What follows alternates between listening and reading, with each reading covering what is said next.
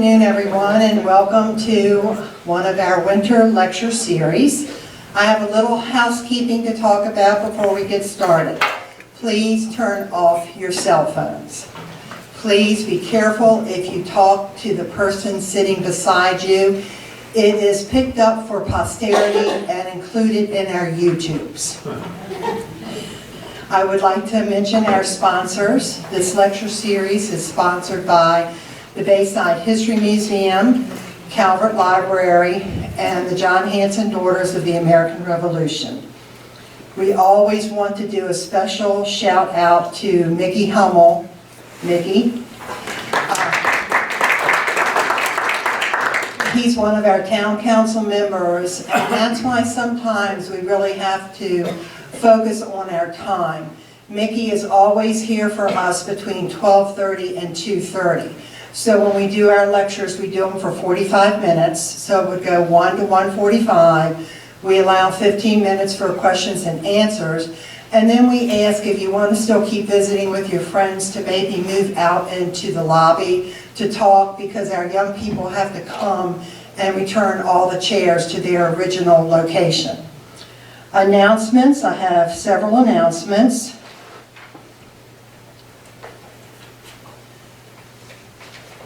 You can pick up one of these from Richard when you leave. The Arts Council, along with the Calvert Library, is sponsoring a wonderful Calvert Barn Quilt Tour, which will take you throughout the whole county, and you get to have lunch at Jefferson Patterson Park and Museum.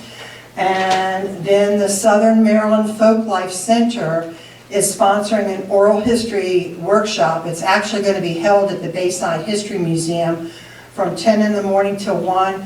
They need you to register, so you can also pick up one of these flyers when you leave. But the reason they need you to register is they provide lunch. So if you're going to come, you really need to register and let them know. So Eve, here we go. Let me introduce you first. It is a real pleasure to introduce Eve. We've worked together off and on for years. She is a native of St. Mary's County. She's an ardent student of history and genealogy. Her interest in family history began as a young adult when she was listening to family stories. She's a volunteer member of the St. Mary's County Historic Preservation Committee and a member of the St. Mary's County Historical Society.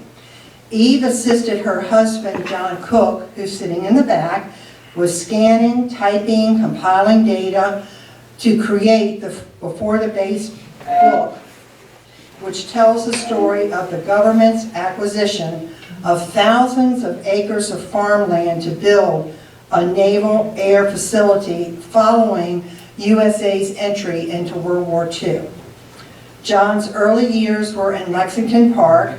As a teenager, he lived in St. Mary's City, where he forged his interest in local history, finding arrowheads in the freshly plowed fields and assisting the early digs at the St. John's site.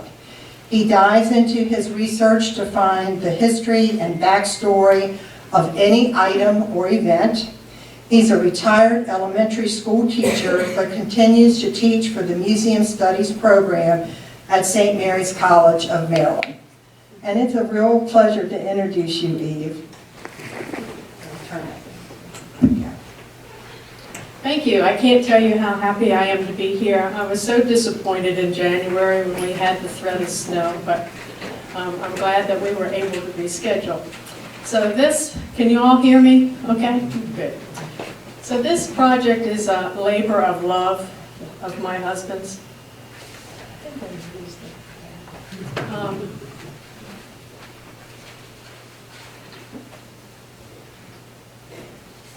So we did this book. It's called Before the Base, and we did it with the support of the Calvert Marine Museum down in Solomons. They loaned us equipment, a scanner and computers, and they funded a professional who prepared it for publication.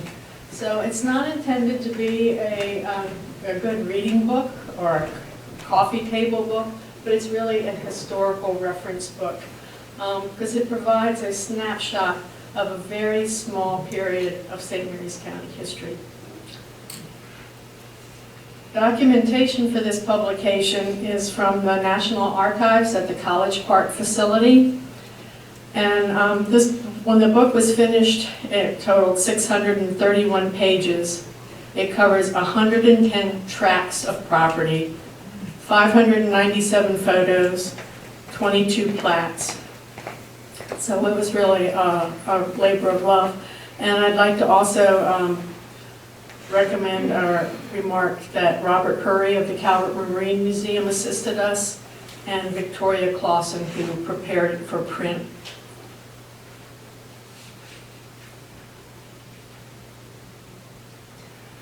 So it happened here. Before the base, this book attempts to tell the story of this community through government records. This is a quote from a series of oral essays that St. Mary's College of Maryland prepared, and it's called Slackwater. And Nell LeVay lived there. She said, it's a close community, sparsely populated, farmers, oystermen. Many of the places I knew as farms are now houses. The forests are all cut down and businesses built up. Something is happening all over, but this happened here. It's a familiar story, isn't it?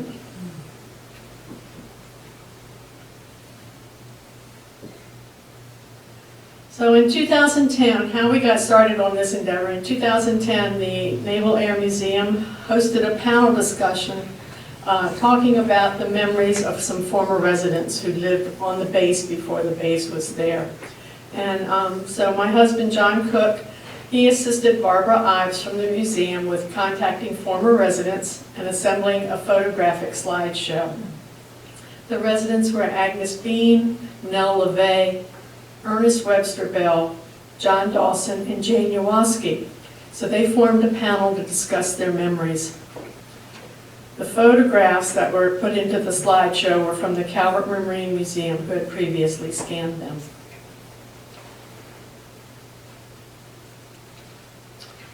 So why did we do this book before the base? John and I are both members of families who came to this area seeking jobs associated with the construction of the Naval Air Station. My family was from Northern Virginia, as was John's, and so they came down following the construction. St. Mary's County was isolated, rural, agricultural, and it was important to get this documented because the people who lived through this period are rapidly disappearing. Their numbers are dwindling. So, and many people who are now in the county don't realize what a rural area it used to be. And then when the base was built, there was an immense influx of workers and military.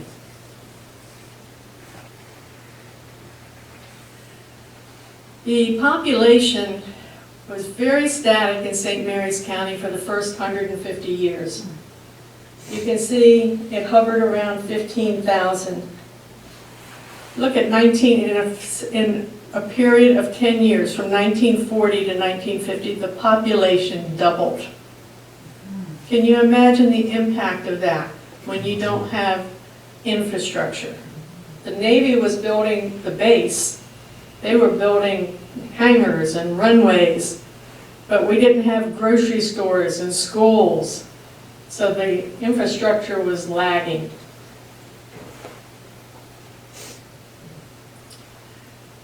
Here's what was happening in our area in 1940. The Evening Star headline, "The United States Navy to be the greatest in the world under plans of Congress."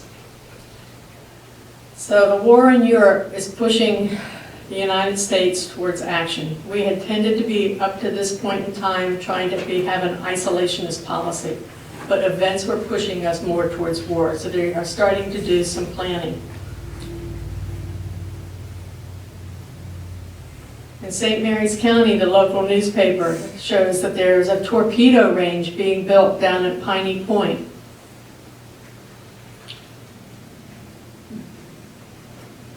And so I want to talk about the timeline. The government had been eyeing the Cedar Point area for almost 100 years prior to their acquisition. It had a deep harbor, easy access to Washington and Baltimore. And the area was selected because it was flat, it was remote, and it was close to the ocean. And it would also provide military protection for Washington, D.C. and Baltimore. So in 1940, Congress passed an act to increase military preparedness for threats from Germany and Japan. The Board of Navy Establishments were looking for sites for a test facility. Our Governor of Maryland pledged support. The Bureau of Aeronautics commissioned an appraisal of 6,400 acres of land in rural St. Mary's County in November of 41. December 7th, 1941, Pearl Harbor. February 14th, the Navy had completed their appraisals of the 64,000 acres, and notices were taxed to the residences. They had 30 days to vacate. All that in probably something like 2 months' time. And in April of 42, they started groundbreaking for the facility construction. And then 1 year later, the Naval Air Station officially opened. It's amazing how quickly things happened. I don't think we could do that, replicate that today. So what was the area like? In 1937, only 225 households in the entire St. Mary's County had electricity. But the farmland was some of the richest loam for farming. It was called sassafras soil, and it drains well, and it's really good for agriculture. And it's also good for filtration to keep nutrients out of the runoff into the bay and river.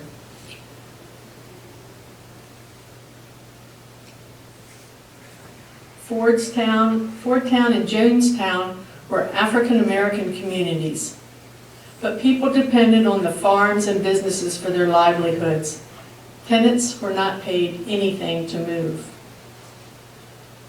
As you can see, in total, the government paid $712,000 for 6,400 acres of land, and 230 families were displaced. This is a copy of the notice that was tacked on each of the properties in late December 1941, less than 3 weeks since Pearl Harbor attack. And everyone was the same. It gave notification.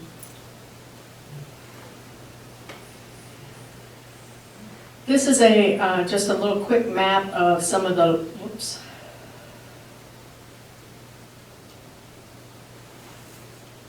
larger properties. You can see all out along the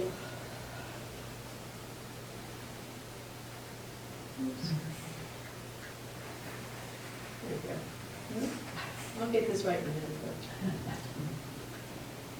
This is one of the largest farms, is Ada Johnson.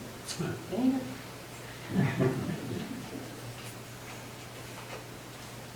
This is one of the largest farms, and this one over here. These were the large, little small towns, African American towns are in this area.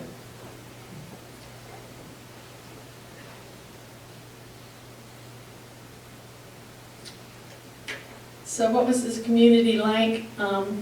There were two large farms, Susquehanna and Mattaponi, and they had two historical homes on them from colonial days. By the time the Navy was looking at this, the Susquehanna was also already being looked at by, what's the man's name in Detroit, or? Young. No, Michigan, the guy that Ford. Henry Ford. Yeah, for the Ford Museum in Michigan. He had purchased Susquehanna. So that was ready to be moved if it had not already been moved. So Mattapanai dated to about the 1740s and was used for base housing. And Susquehanna, that was built around 1830, had been used for grain storage. So neither of these two sites were in exceptional condition. There were many small and medium-sized farms. The larger town was Pearson, where there was a store, car dealership, or church. Actually, there are two churches and a community center. There was a Catholic church and a Methodist church.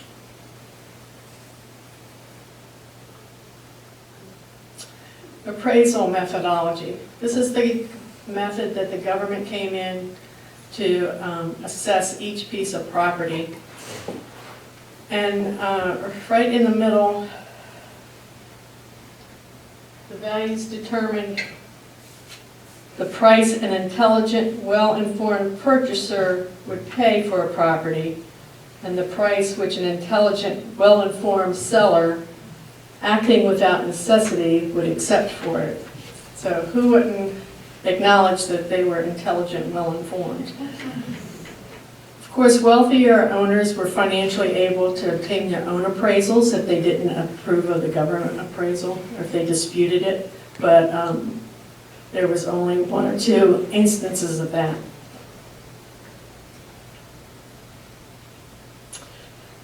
There were two churches on these acres. One was the Methodist Church, and one was St. Nicholas, which was Catholic.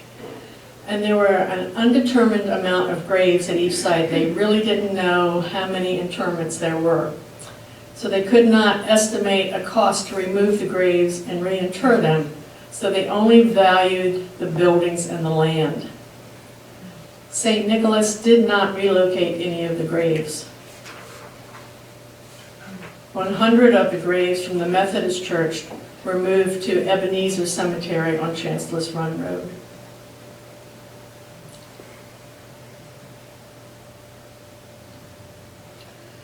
This is the size of the payouts. You can see the majority of them fell in that $1,000 to $5,000 range, and only 3 of them for the larger farms were over $100,000. Many in that first category, the 25 to 499, that was for land only. There was no dwelling located or no improvements on them. And in 1942, $100 was equivalent to about $1,900 today.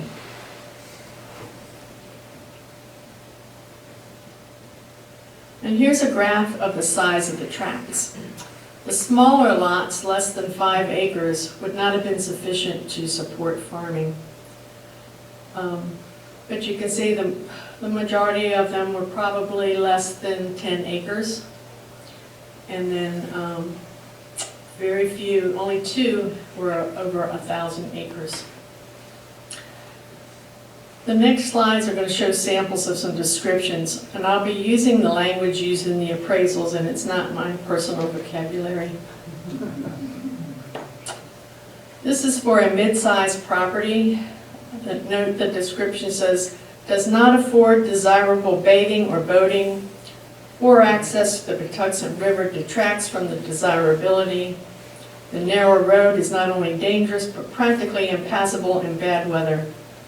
It describes the construction of the dwelling and the garage, and depreciation was taken on all buildings on all parcels. And so this was Mr. Lucas's property, and this is the dwelling that he was just appraised. And these pictures were all taken December, January timeframe, February. So it's they're all very bleak looking because it's winter. This is for a larger property sample. There is a comment, the owner has no equipment to farm adequately. It includes a dwelling and 10 other outbuildings. There's a meat house, a woodshed, a garage, hog house, Lots of chicken houses, cow barns, a shore bungalow. And so this is the final line. He gives a description of the value of the land. And then his total estimate came to $7,750.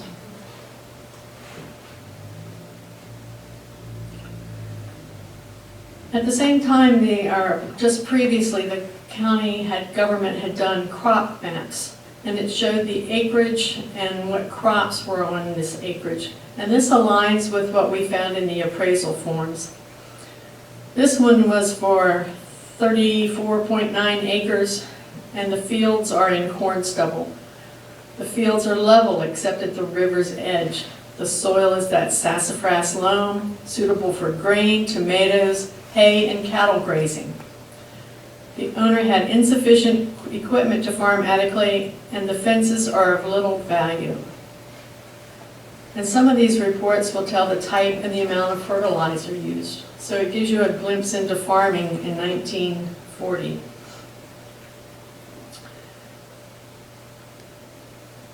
And this is just a sample house and some of the outbuildings.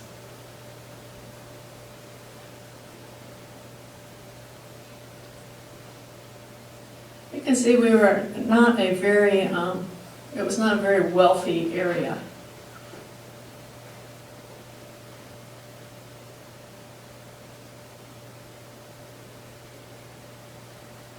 And this is a valuation for a very low valued piece of property. It's in Fordtown, the African American community, 3.5 acres, and it had a log cabin on it. You can see that the value of the dwelling was falling in and of no value, and the value of the land was $50. And this was the log cabin that was on it.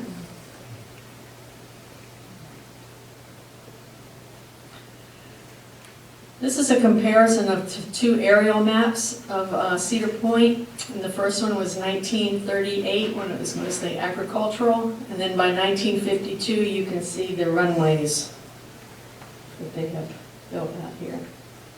And you can see that there's much more activity. This is Route 235. There's much more activity out here than there is along here.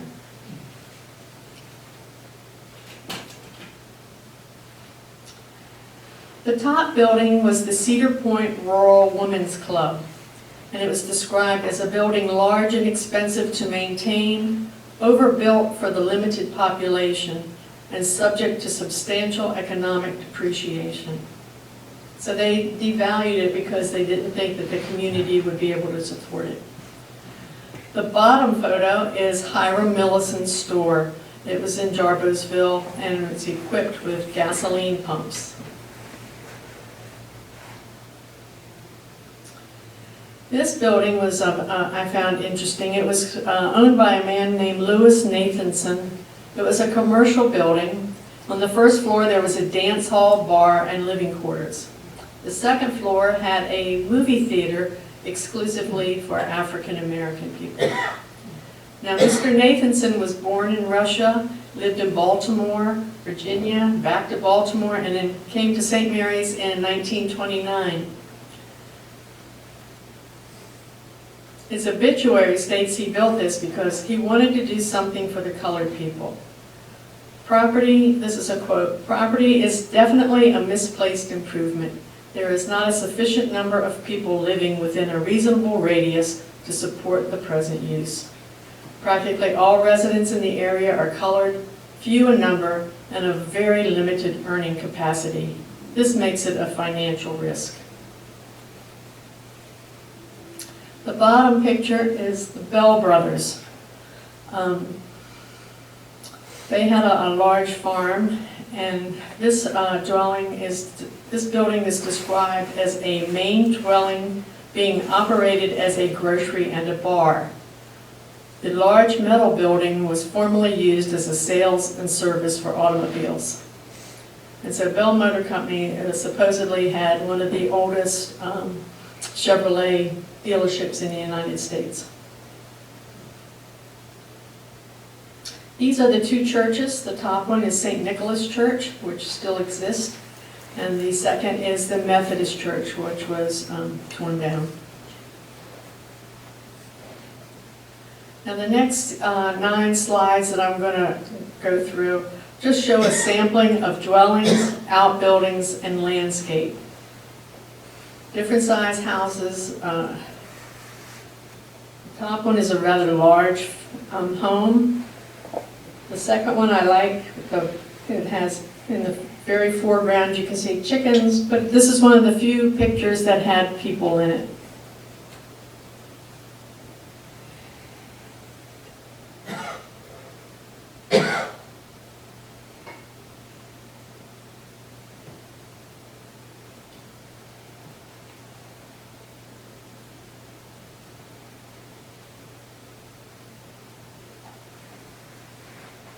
So all these houses come in a variety of sizes and shapes, but there are no mansions.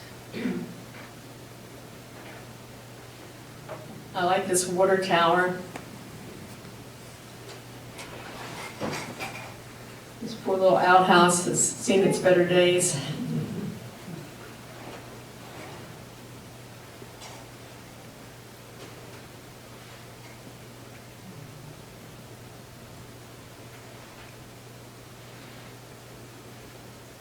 So some of the farms were kept up very nicely, and some the owners were not able to give as good a care.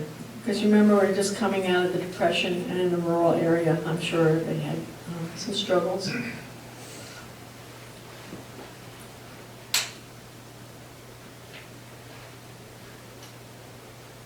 The car, I'm pretty sure, belonged to the photographer.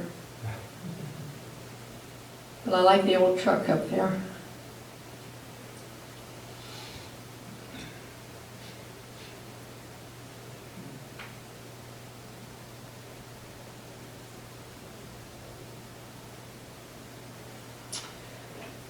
But we weren't the only ones.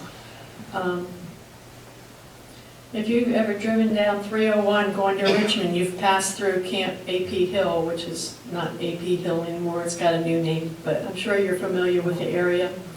And that area was scouted in 1940. The government procured approximately 160 square miles, 70,000 acres to build Camp AP Hill in Caroline County, Virginia. So, and that was established in June of 1941.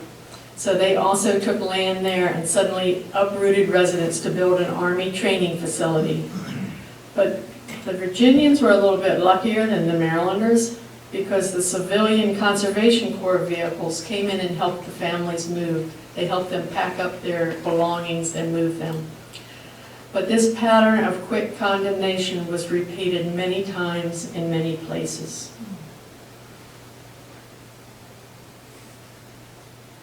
This was actually when they were building the Pentagon in Arlington, Virginia. The contract was awarded in September of '41 and to construct the Pentagon on federally owned land, so no problem there. However, they needed roads and parking for the 35,000 people who would be working there. So this impacted the community of Queen City, a black community of 200 households, 900 people. Construction was to begin in January '42. They gave notices to the property owners in early February to vacate by March 1st. And as in all other cases, that if you were just a tenant, you were out of luck, you got nothing. So what was the aftermath of this new base? The St. Mary's County Historical Society has a newsletter called The Chronicles, and Al Goff wrote an article which gave a great overview of the conditions. Local merchants were unable to obtain food and merchandise to accommodate the sudden population increase, so they had to use a quota system. Newcomers blamed the locals for the shortages, and the locals blamed the newcomers, a lot of finger pointing. So not only did the locals lose their homes, they were now confronted with increased crime. Because if you see the fourth bullet, $1 million per week payroll with the base. The bars, the movie theater, the bowling alley, they were very popular. So were robberies, gambling, and prostitution. So there was a lot of not so nice types of things going on too.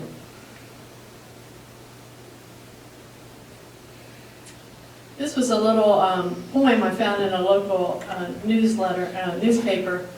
So the supporter is submitting her thoughts via poetry, and her thought is, people should not be grumbling. The sacrifice is small. It is a very honorable thing to do. But apparently, from her friends and family, she got a lot of unwelcome remarks, and they were very hurt by it. So a short time later, she apologizes for her harshness.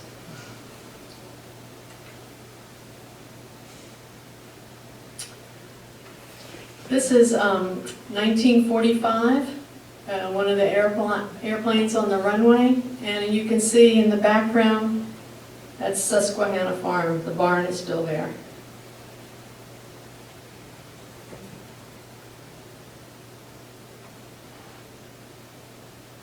So is there anything remaining from when the government purchased this? There are a few things. This is Mattaponi. This is now the Admiral's quarters on the base. And this is a barn that is still adjacent to it.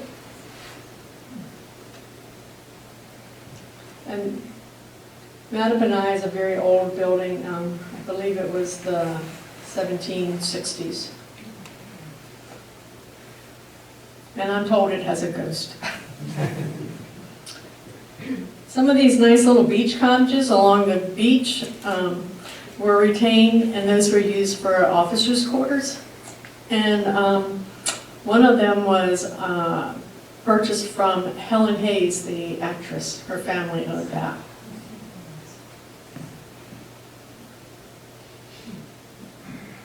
St. Nicholas Church is here, still there. There's an interesting story regarding the tombstones. When the Navy acquired the property, they laid all the tombstones down flat and covered them with soil. And I'd say probably about 15 or 20 years ago, a young fellow knew that his family was still interred there, and some of them were Revolutionary War heroes. So he got permission from the government to go in and re-erect a certain amount. They would not let him do the entire graveyard, but he was allowed to do a certain percentage, so that he did a very nice job. But there's all kinds of reasons. I've heard that the government laid them flat and covered them because they didn't want the pilots seeing gravestones when they flew over. I don't know. It doesn't sound logical to me. But. So where did some of these people go when they were evicted? So I just took a couple parcels. This was Eugene Barnes. So in 1930, in the census, he was a farm laborer, and his home was valued at $200. When I found him in 1940, his value had gone down. He's still a farm laborer. In 1942, the value is up, but by the time they took depreciation, it was $500 for his property. But in 1950, I find his widow is living nearby, and his son is now working as a fireman for the U.S. Navy. This is parcel 34, the Coppages. He had an auto dealership. In 1945, his house is valued at $500, and he's a school bus driver. In the 42 assessment, he's valued at $2,190. And by 1915, Clementine is a widow, and she is now a school bus driver. The Fish family. Their home was valued in 1930 at $15,000, 1940 at $2,000, so it took a nosedive. In 1942, they valued it at $1,600. And in 1950, he is a diesel operator for the U.S. Navy.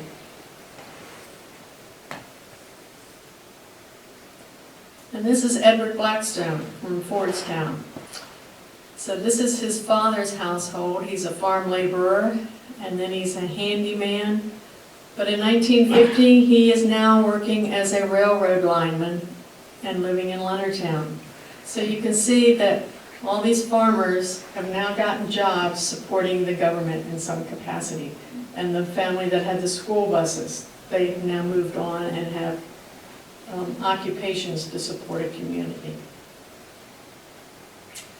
So this is a book, and we did it, the government numbered each parcel, so we got them in here by parcel number. We went to the National Archives and we scanned the pictures. The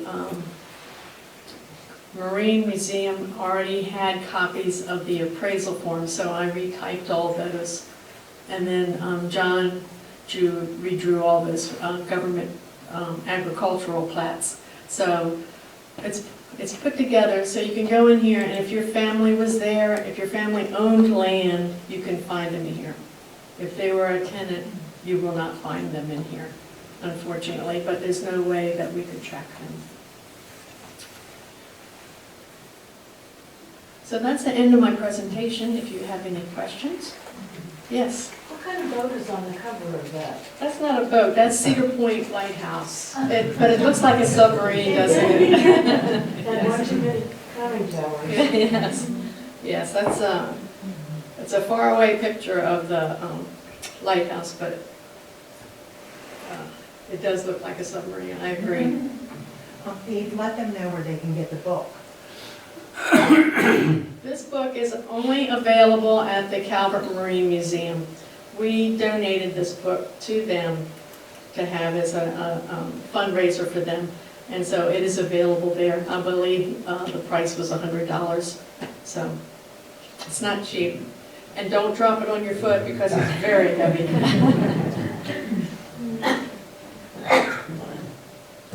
Yes, sir. A comment. My father and three of his brothers were contractors at the beginning of the war, and my father was one of the first contractors down there. He ran a bulldozer, and his brothers worked on the Pentagon. And when he went down there, I did an oral history of him in 1977. Good. And when he went down there, he said there was absolutely nothing, and he had to sleep in his car, and he had to bring his food down with him from Washington. He went down there during the week, 6 days a week, and then went back to Washington one day and came back down.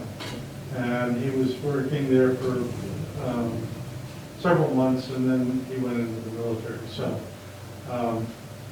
he said it was the most godforsaken place he'd ever been. My family had a similar situation. My father got his degree in architecture, but he was partners in an ornamental iron company in Washington, D.C., and when the war broke out, they couldn't get iron anymore or metals anymore. And so I had a friend who was an electrician and said, they're building a base, they need people. And my dad came down and got a job, and he was down here 6 days a week. He lived in a tar paper barrack, and my brother has told me he got to come down and spend the night with him once.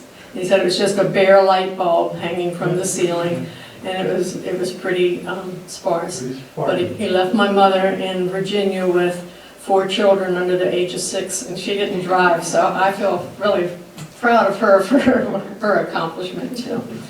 And but that's what people came here. They had jobs, and after the Depression, I'm sure that they were more than happy to have a good income. But as I said, the infrastructure from the county and the town just didn't keep up with the base. They didn't have grocery stores. At first, when families did start to come down, they had to go to the commissary on the base because there was no grocery store in the Lexington Park area. Yes? You portray a pattern of what appears to be exploitation of lower income groups, blacks, in the acquisition of this. I No? don't think so. No, I okay. think it was pretty equal across the board, you know? Poor was poor. The white families were poor too. And they used about the same scale for everybody. I did not see any discrimination, or flagrant discrimination. Uh-huh. The lady in the back, please. I don't know the answer, but the sassafras soil, do you have any idea where that phrase came from, or what it said? I'm gonna let my. The Maryland soil map, is 1 to, I don't know, 15, and the quality of soil is better as you get higher. And I think sassafras loam is 15. And it's just, it's a very, very good soil. Very And so desirable. there was mostly, like, you really didn't see a lot of tobacco on the base. And I asked somebody that once, and he said, because it cured green, and I never knew what that meant. But it's very good for cereal grains and grazing, and it's the best soil in the county. Usually, and even probably in this county also, if you go to the well-established plantations that were here, wherever, pick one, most likely it's sassafras loam. Because that's what the Indians went to, and that's what just good soil. Yes, sir. One of your early slides talked, I think, said something about the governor of Maryland said he was going to do this program. What did the state do, if anything, in terms of supporting either the homeowners that were displaced or the federal government in terms of? I would say the government probably took them around and showed them locales and areas, but the government did not do anything to support the citizens for relocation that I know of. They were very disgruntled for a long time. It did not sit well with them, and there was a lot of hard feelings for a very long time about it. Yes, ma'am. Is there any database of descendants? Because you have on there certain families, but it just goes up to like 1950, what happened to them. Is there anything after that that connects the descendants of this? No, ma'am. No.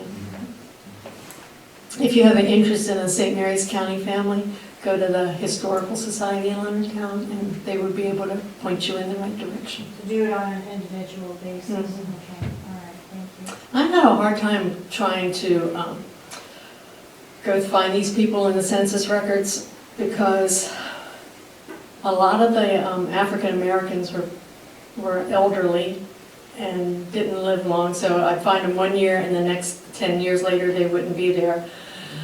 And I don't know, I just had a really hard time. I'm a genealogist, so I'm used to looking at census records, but I had a hard time trying to track some of these people. And because that was my husband's suggestion, that we should track all these people, but it was very laborious. Yes? Just want to make a couple observations. One, I love your book. Thank you. Just so everybody knows, my son got me a copy hot off the press. He goes, I gotta run an errand, he comes back and says, happy birthday. And it is a wonderful reference book. I've read a lot of material from the Bureau of Yards and Docks of the U.S. Navy, and I appreciate your observations about we're not the only ones. Being Southern Marylanders, we had a tendency to believe we were the only ones impacted, but this was happening all over the country. The other thing, the gentleman was asking me about inequity. The only inequity that I actually saw in reading not just the records in your book, but in others, is I have a feeling that the federal government and the Navy, because of the accelerated rate of having to get people out, depreciated the properties excessively. Everybody knows St. Mary's County at the time was rural and poor. It was that way when I got here in '78. But it was no different than a number of areas that the federal government moved into and condemned during that time period. But, it's all in the book. Yeah. Thank you. Again. Thank you. And one of Eve's, our goals was, this is just a baseline, it's a documentation. But what we hoped would happen later would perhaps, this is an answer to the follow-up on people question, is that you could have, and they've done it before, is have like Cedar Point Day or whatever, and everybody comes in the Historical Society or the college, St. Mary's College would sponsor, and people bring their Old photographs or stories. and such, and then you can start putting faces in these parcels, and, you know, tenants and oral histories, and so this was just kind of a baseline thing where then you could build on it in a lot of ways, and so that's. Yes. Follow up on that, there's a book called The Leshino Chronicles, which is about a small community above Mackinac Island in Michigan. And what they did is something like what you did, except then they took it to what your husband was just describing, and they get fabulous book sales out of it. Because, you know, if I can trace my granddaddy down, then I want a copy of the book. I don't care what it costs, it's a good investment. So you might consider that as the next step. But even taking a census record from 1940 and trying to put the tenants in the houses on this, you know, if that guy had 5 tenant houses, I don't know which house these people were in or what order the census taker was going from house to house. So it was, from doing it from that point of view, it was an impossible task. But having people come in with their memories would be something doable. Yeah, this was much less scientific. Yes. And more knowing some of the key people, and then there'd be a knock-on Yeah. connection to another family. And so you put those in there, you build family trees, and they sell. Okay. Well, thank you. I enjoyed it. I'm so happy.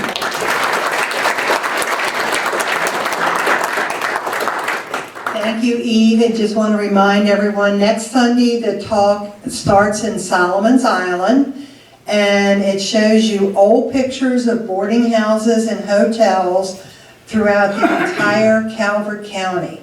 And what is helpful is that you see this old place that was built in 1900, and following that picture will be a picture of what's there today.